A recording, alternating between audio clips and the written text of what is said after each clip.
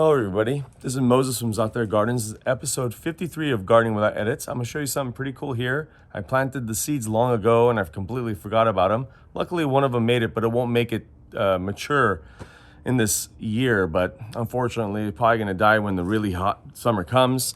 And let me swing the camera around. It is the Cherimoya. Let me zoom in because it's really tiny. Right here. I'll put a link to another video in this video showing you more detailed information about this tree, but let me walk over to the bigger tree that I have of this fruit. This fruit is one of the most delicious fruits you've ever tasted in the world. Let me refocus, sorry. And it's about, depending on where you get it, $10 to $15 a pound, sometimes $20 a pound. It's right over here, the Cherimoya.